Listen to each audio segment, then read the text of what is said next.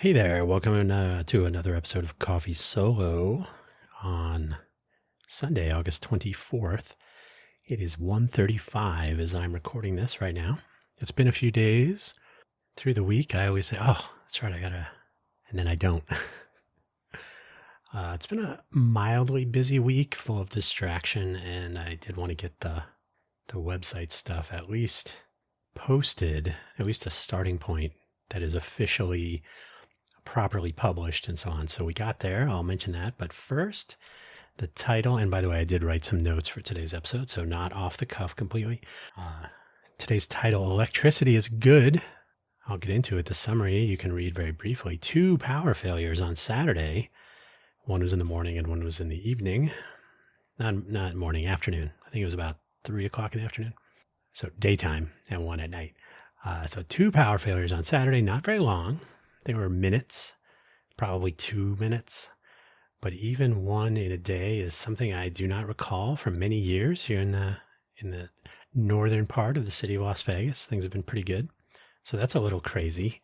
And some other stuff, including those websites I just mentioned. The links, as usual, and by the way, my voice is, this is late night without having any tea or anything. I actually made some coffee. It's probably not going to help. But the weather has been all over the place, and I've been going outside more, so I think it's been having a little bit more of an impact. I have not used the nasal fresh in like a week. I'm trying to see, like I did it several days on, take a week off. I want to see where the line is.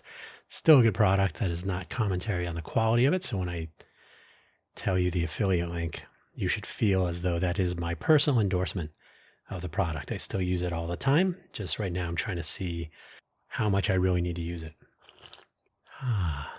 Drip coffee today. Right now. So the links, as usual, I say my other coffee, but it occurred to me when I post this on the Spotify for Creators portal, it actually moves on to, so I posted on Coffee Solo. That's the origin story. I posted on Spotify, the portal, and then it gets posted to Apple Podcasts and so on, and nobody there knows what I'm talking about. So I might there will be some updates to the links section in general for all my episodes in the near future as I sort of get everything settled down. But my other coffee website, buymeacoffee.com/Dan Hugo, where you will find links to the websites, to the Spotify for Creators portal, for the YouTube channels, for all of the audio productions, in addition to some other, my links to my projects, some affiliate links to my favorite coffees and other products, including the Nasal Fresh, which I actually have I have an affiliate link here. I might take that off because I just have it in the one place now. You can listen to Buy Me an Update on buymeacoffee.com/danhugo/post. That's published on Mondays. Usually early. It's a rundown of the week previous audio program topics, and then any news and announcements upcoming. I try to keep it under 5 minutes. So far, successfully. 2 links that are relevant to this program: the Spotify for Creators links for Coffee Solo, this program, and Buy Me an Update. So by implication, somebody who's curious might work that out, but I do have to make that more clear, so I will. Finally, the Nasal Fresh MD affiliate link on Amazon costs you nothing extra, and I do like the product. I'm not affiliated directly with the makers of that product, but I do use it frequently within my scientific regimen. So like I said, I'm experimenting right now to see. Definitely my voice is not as loose at this hour, although, as I will mention, I've been walking more outside, so more time spent outside. Can't help. The air in Vegas is chaos. So I mentioned I do have an outline of topics. I will start by saying I have to be honest. I was taking a nap for the first power failure. So I woke up and I was like, hey, what's going on here? Basically, the blinking clock on the microwave said 1:53. So I knew it had been an hour and 53 earlier when the power went out.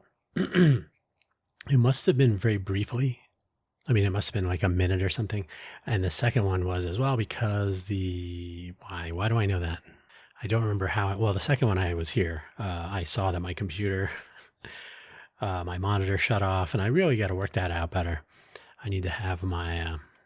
What is that doing? I'm speaking about an Amazon product. It's displaying, hey, computer, home. Computer, home. The display has gone yellowish. Is that night mode? I don't like Amazon products anymore. Anyway, so the power failed again. My monitor shut off. But everything else, all my computer stuff is on a UPS, an uninterruptible power supply, so that was fine. But this has been ages. I don't remember the last time there was a power failure for real. Like I was recording a podcast episode where my monitor did stay on. That kind of threw me off. And because I think it was actually just like a power sag on the particular circuit. And I think I have my UPS and my monitor plugged in on two different circuits in my little home office here. So that was kind of weird. But it was while I was recording a podcast, but I was like, I record these locally. There are no guests. There's no reason to do anything online or in the cloud or anything. So I'm just recording locally. So I was like, oh, okay, power failure. We'll have to soldier on. So it was weird though. It was totally unexpected. And of course, although I found a website for NV Energy, our local power company, and they actually have a power outage tracker. Apparently it only goes back 1 hour in time because it didn't show the earlier in the day, and it also doesn't show anything longer than an hour. So that's curious, but they do have a outage detail, a planned outage on the map. So I know that they do that, but these were not planned. Reason given according to the map data was unknown. Let me see what this. Okay, and in list view they do have. No, they don't have my. Oh, that's a little curious. Anyway, they go by zip code, but they're not totally. I guess they give a central. It's not a good.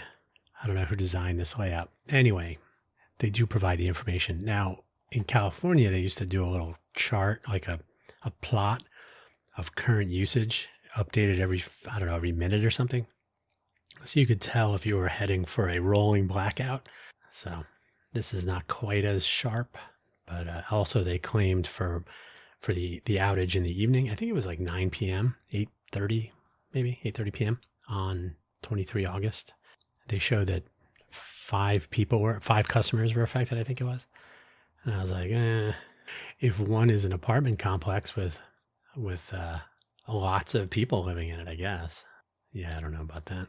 Anyway, so it's good to know there's some data floating around for us to consume. All right, I just took some evasive maneuvering action there, and hopefully my voice will sound a little bit better. So the basic website is up for each of these: cafegenius.org, quaglingsand.com, ffstalk.com, and there is a danhugo.com website, which I've had forever, that I have put content up for, which is where you will find the Buy Me an Update and Coffee Solo programming. That's this one, Coffee Solo. In case you forgot already, I actually have in here. That is this one, in case I forgot already. So when you are launching a new website and you're not doing like a, WordPress site or something. So this is literally a Linux server running. It was a Linode server that I had purchased. I think it's like $10 a month or something. It's always good to have a computer in the cloud, just in case you need to do something real quick, which I did. So I just had this machine floating around for months. I'm like, I'm spending $10, it might even be $12 a month now. I think because they raise the price on it. But I was like, I've been wanting to launch websites for all of my content, my empire of content creation. And I had been like, oh, should I do an Amazon thing, AWS or something, or should I do something else? I was looking at some VPS hosting, virtual private server, and you can get private servers for like $1 for basic, or $2 for like a cloud server. And I was like, I'm already paying for this. Let me see what I can do here. So, and it's already running Debian, which is my operating system of choice for Linux. It's already running I already had DNS and outgoing mail set up. You have to get that approved so you're not setting up a spam farm or something. So I could set up a newsletter. I could set up email notifications. So some possibilities there. So yeah, getting that set up, that was easy. That was super easy because I already had one website hosted there, but I did not have SSL because I was lazy. And then I stopped using that website. It was actually a Cafe Genius website, but I was no longer running the pitch workout room. I mean, we could still do it. I wasn't actively hosting with a calendar. Anyway, so I got that sorted. My old SSL config files, I use that as the basis to build, copy the config files for all of the hosted sites. So the ones I mentioned, and then one more that I'll get to later. Not today, but I'll get to another time. So getting the SSL web server set up so I could find the certs, then learning how to do certbot let's encrypt, which was pretty easy, but then it was a little bit tedious. So that's the way stuff like this is. Like, oh, it's not that difficult at all, but you have to do it several times. And I was like, I got to automate this. So I created manual certs just to get going, but okay, I got to work this out.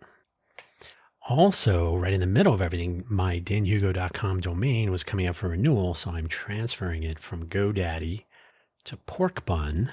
And if you like Pork Bun, great. If you don't know what that is, seems like a reasonable registrar, much lower pricing, and they have a functioning API, which is good. GoDaddy has an API, but they don't really support it. As in, I reached out to them like, hey, I can't get this. This doesn't seem to be working. And they're like, well, we don't really support that API. We just have it.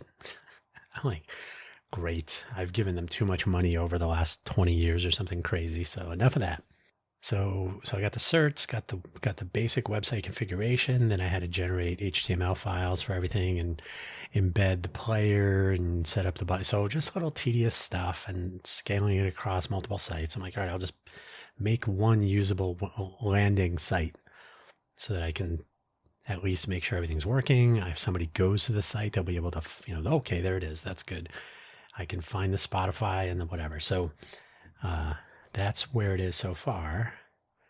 Anyone who visits might say like, what? This is lame. But first of all, I never tell people this.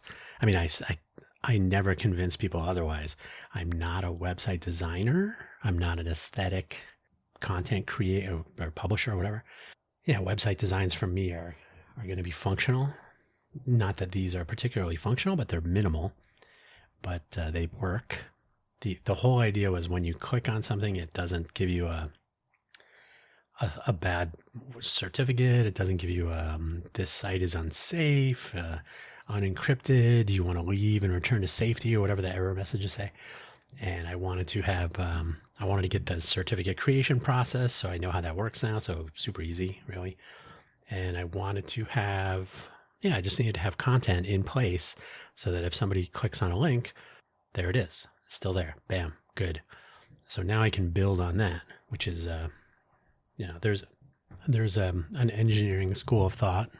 When you're making something, make the sort of foundational parts work and then build on that. So if I try to get everything 100%, like a beautiful website and whatnot, and then I couldn't get I'll tell you what I ended up doing by accident. I could not remember how you configure virtual hosts. So it came to me very quickly. It wasn't like hours, it was seconds. I was like, oh, wait. So I configured the non-SSL, the regular port 80 the config files for the individual servers. So name-based virtual servers. And then when I went over to do the SSL versions, I had it listening on the domain name, port 443, instead of saying star, which means listen on all ports. I'm sorry, all names, all addresses on port 443. So that the 443 is correct. Need to have an asterisk there. And then I didn't have server name defined. So in case you're not noticing, these are Apache configs. Why are you still using Apache? Because it works fine for what I need at the moment. So I don't need to explore Nginx or others. I will, but for the moment, I knew how Apache worked already. I already had it running, already had it installed and running and everything. So when I set up Cafe Genius, it's like, oh, this is a certificate that doesn't match the domain. Oh, it's giving me danhugo.com certificate. What's going on with that? Oh, because I forgot to set the server name.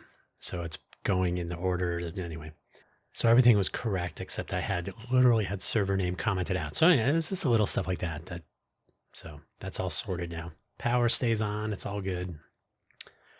So now once your foundational components are working, and I know they're working, now I can build on a working starting point. So instead of trying to get 100% of everything and then trying to debug, because where's the bugs? Okay, get the foundation running. So Apache works.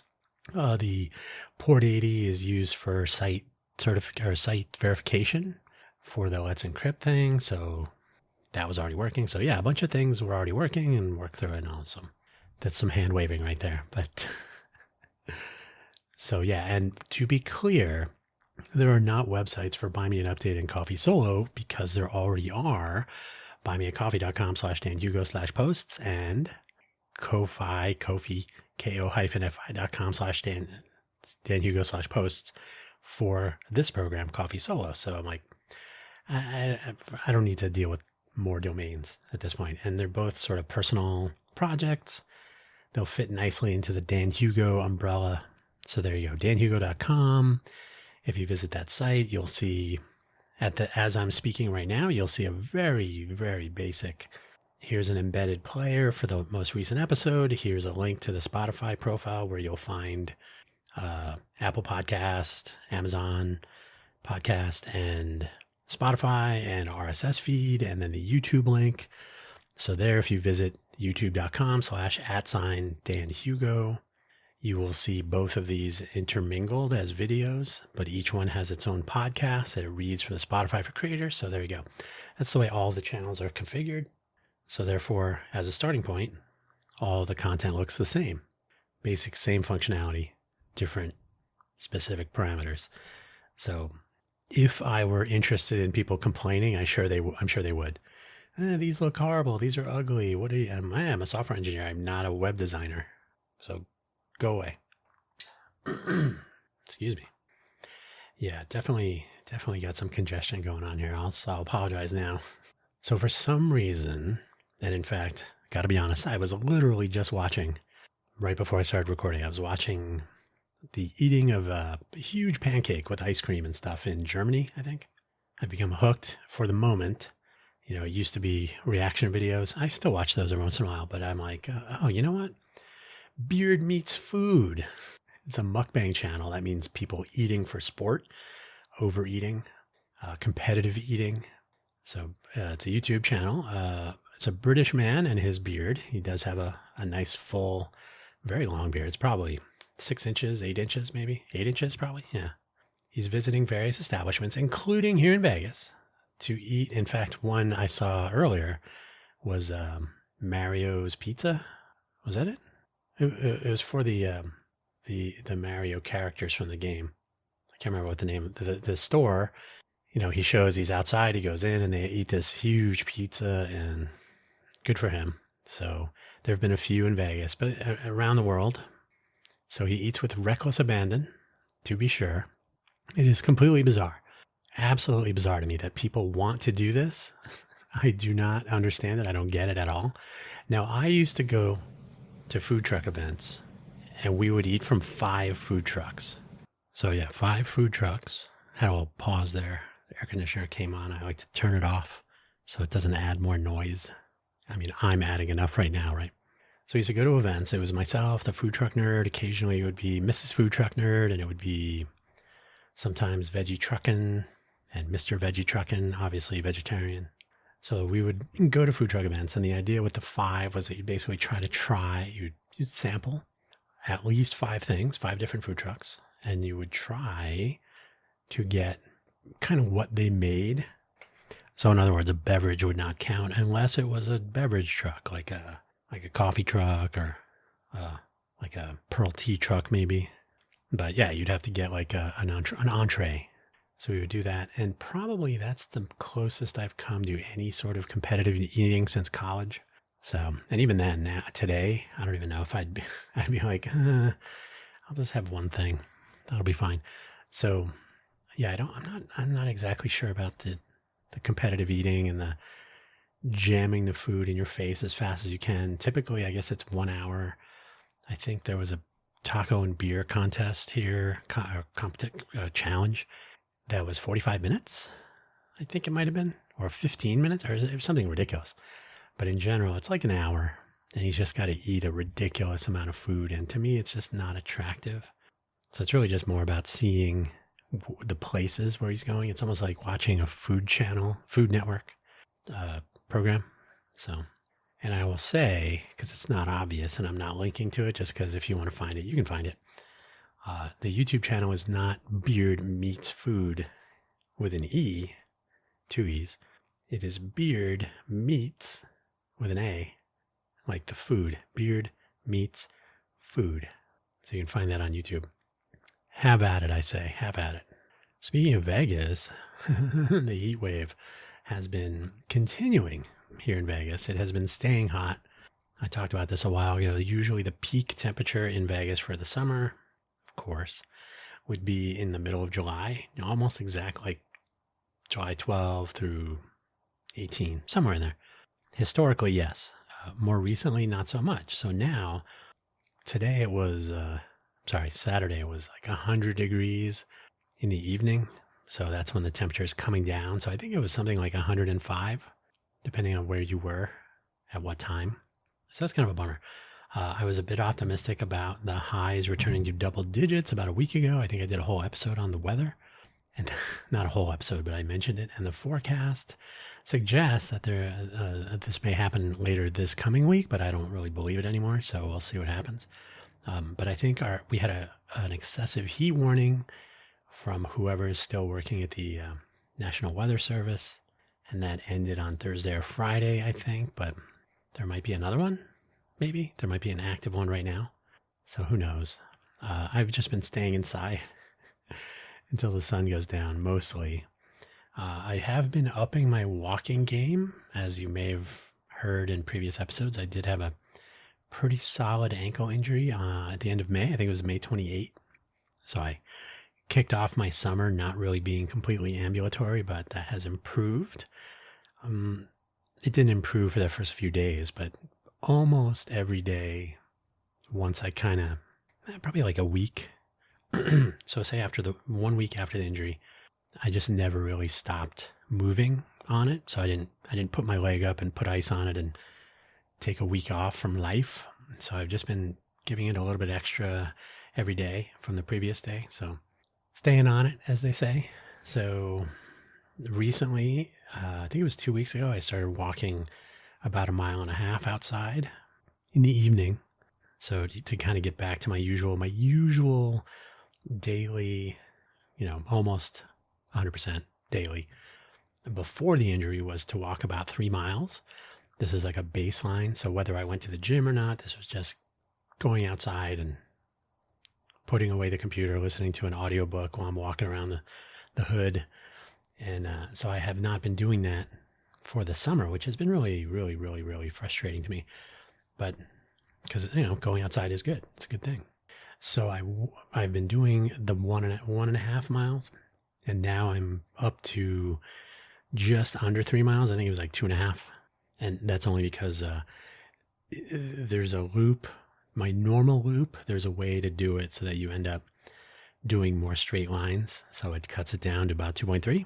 If I do what you could call the outer version of it, then it actually is closer to 2.7. So that's good. So that's where I'm heading next. I think I might have done that yesterday.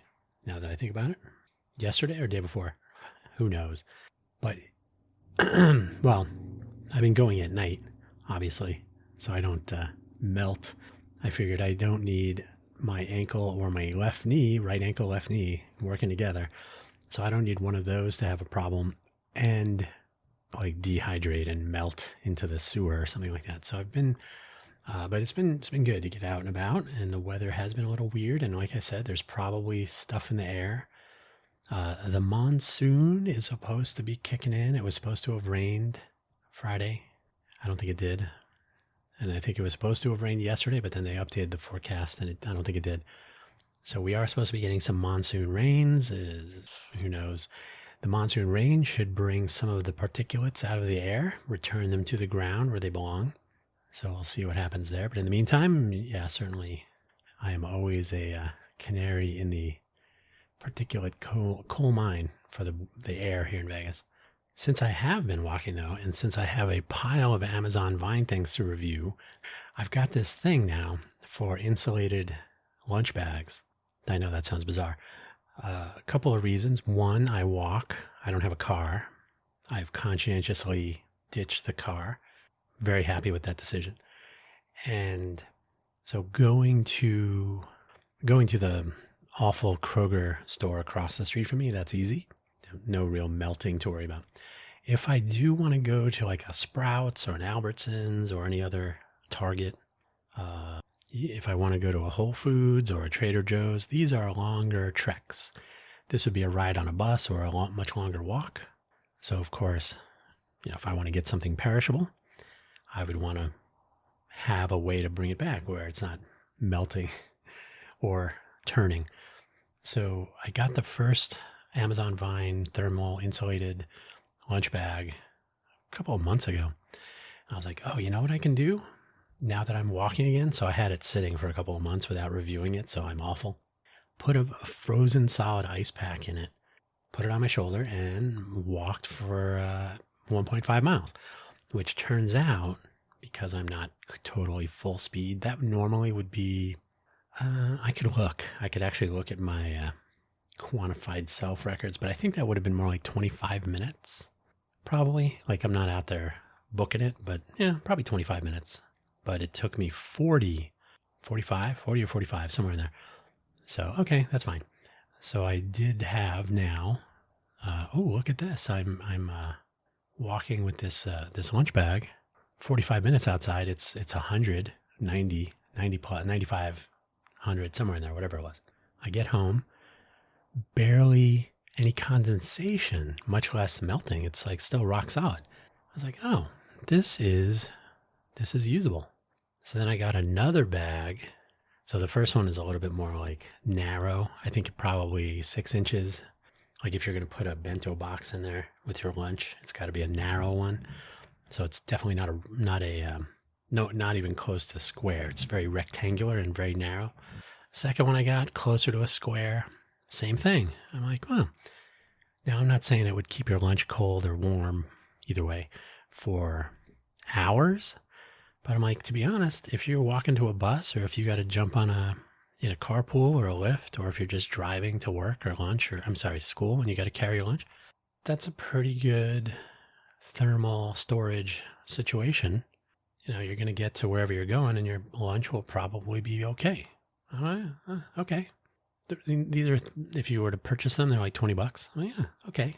I'm pretty happy. So I ordered a third one that now has 2 compartments, one intended to remain cold and one intended to remain hot. I don't know what that means, so I'm going to find out. I mean, I do know what it means, but like, I used to work at McDonald's. I know what a McDLT is. I know that was not totally accurate, a way to describe how the old McDLT foam worked. But yeah, we'll see. We'll see what happens.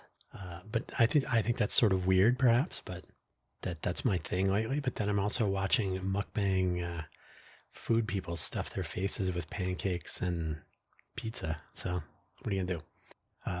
Speaking of Amazon Vine, I think I have like 50 things to review, and I've been completely lax. I write them in my head, and I'm like, I don't really feel like writing this out. So I have a bunch of reviews that I just have to commit.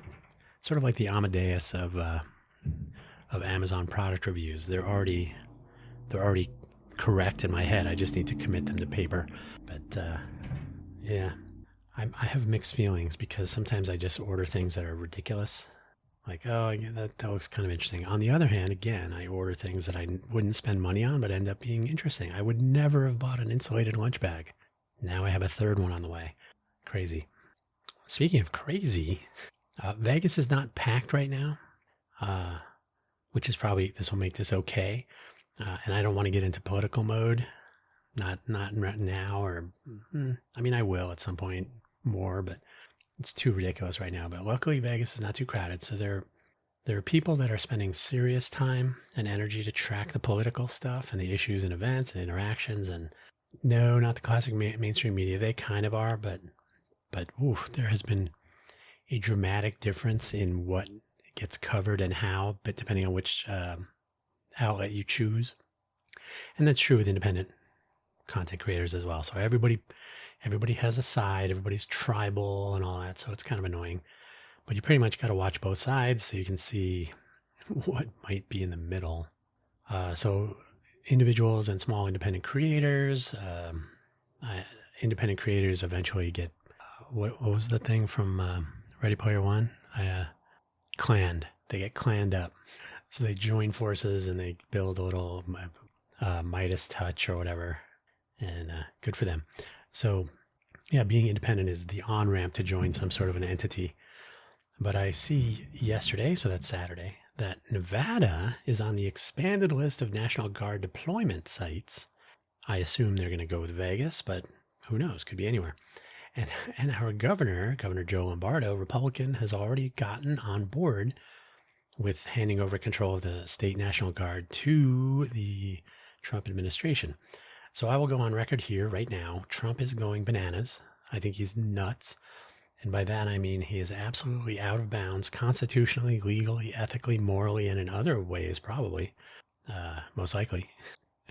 Let me correct that there. Okay. In my opinion, I think those ankles are the healthiest thing about him. And I'll just leave that there for now. But so yeah, we'll see what happens when the National Guard is patrolling the streets. I will say, after we had the very unfortunate mass shooting, the biggest mass shooting in American history. Yay? No, I'm not making light of that. The Mandalay Bay shooter was something Paddock. He had like 35 M16s, AR-15 style, I think, weapons in his room. How did he get that many weapons into one room? And he was shooting at people at a concert, and just nothing good about this. So after that, for New Year's, because it was in October, it was early October. So by New Year's Eve, they had National Guard troops patrolling downtown and on the Strip. And so they were weapons slung, but they were carrying weapons around. I don't know if they were armed, if they had ammunition, if they were live, but they were definitely show of force, and they were directing some traffic, and they were checking on this and that, and they were keeping an eye on the place. Definitely a weird feeling. So I anticipated being like that.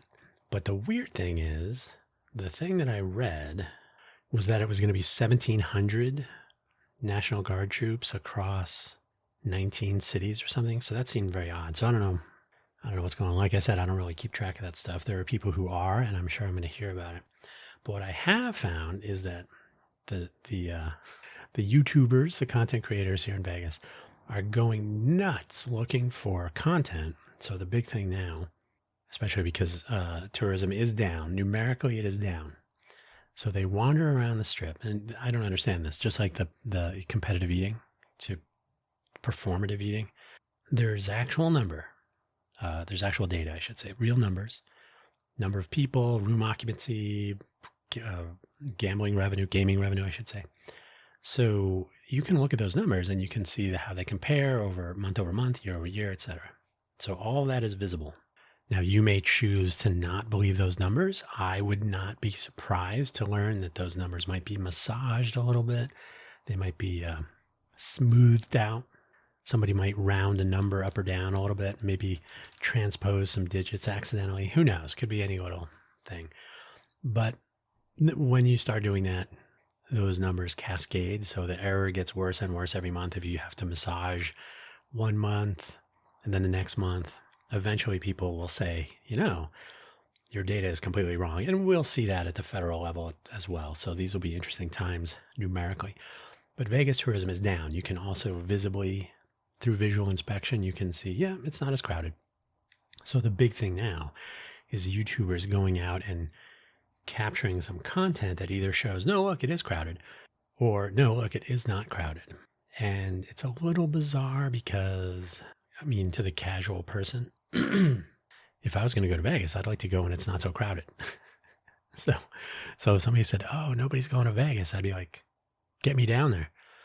And I could do that. I could do that right now. I could shoot down to the Strip or Fremont or any number of other places. Piece of cake. There is a bus that runs almost 24 hours. The total, what is it? The 160? No, what is the bus? Anyway, there's a bus that runs from where I live to downtown 24 hours a day. And then I could jump on the Deuce, also 24 hours a day. Get to the airport, whatever. Get to the Strip. It runs up and down the Strip from downtown. Piece of cake. You can get around the city whenever you want, really within reason. So I could shoot downtown. If somebody said, hey, there's nobody hanging out on Fremont tonight, I'd be like, oh, sign me up. Because that place can be a real nightmare when there's too many people running around. There tends to be more crowd control, more gates going up, more people patrolling. I do know somebody who used to run like undercover security, so they would be running up and down Fremont, checking on things, keeping an eye on people, spying on people, I guess. Yeah. So, but this is the thing YouTubers are creating content around, is like, look, it's busy. No, it isn't. And they're getting into little mini arguments or something. So totally bizarre. I'm disappointed, especially since the numbers are published each month for the previous month, like I said. So it's a matter of spinning the numbers. But to do this sort of yet more performative, trying, I guess one example is you stand outside the Bellagio has the Cirque du Soleil theater, and you just stand outside the theater and wait till the show gets out, and then you say, look at all these people milling around. Okay. So in my view, you just have to look at, somebody was driving on the Strip and they said, look, you can drive on the Strip at freeway speeds. That's how crowded it is. But, you really just have to get a maybe at the Strat, or maybe if you can kind of lay low on one of the pedestrian cross bridges, or go to any other high point and just look at the people moving around. You can see that there's just fewer people. It isn't quite like the pandemic lockdown when the streets were devoid of any movement. But so people now are freaking out. Oh, Vegas is doomed. Vegas is going to be dead in a year. Yeah, I don't know. So that's going to be that. I do have the anything else at the bottom of my notes here. Do I have anything else to talk about? My voice is really arguing with me right now. You can probably hear that. I'm probably going to go do the little nasal fresh.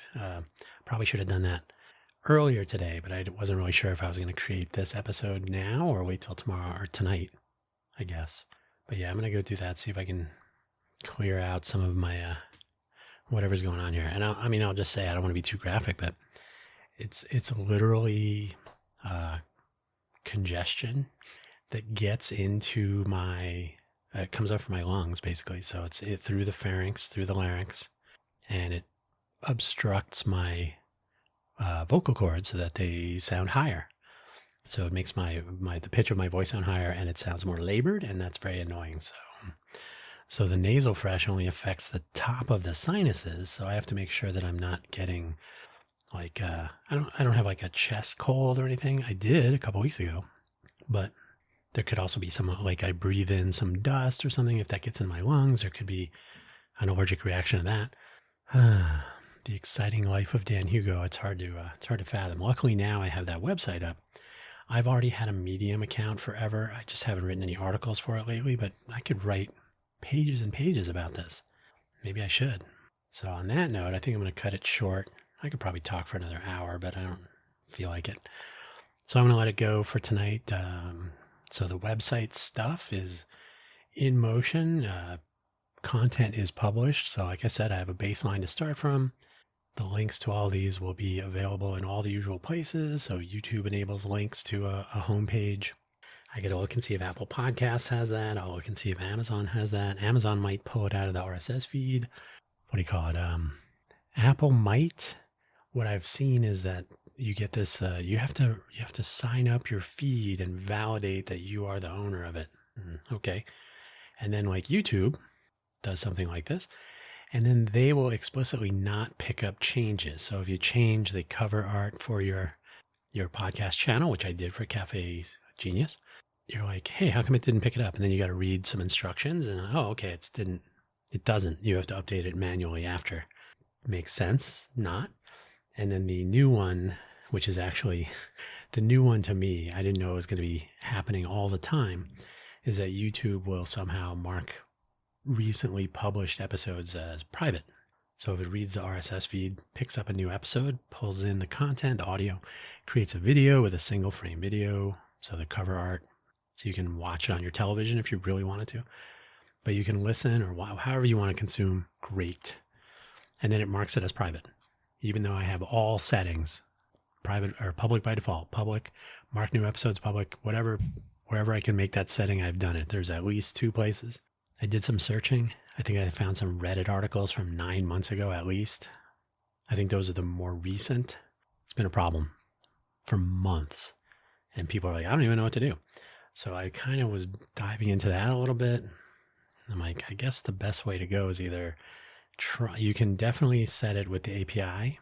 So there's a YouTube data API that you can, I believe you can set publish status, I think it is. Capital S. So publish status, I think you can set, you can get it from a particular post, a particular piece of content. But I think you can modify that. So basically I could write a little tool. I have to register an app, get my YouTube API credentials. And then I think you can do 100 calls per day for free. So probably that would be enough. But I don't know how often I have to check, because at any given time it might reset. So basically you'd want to call this API every hour, I guess. The other way to do it would be, well, there's a couple ways. I could use the API to write the status and update it, correct it.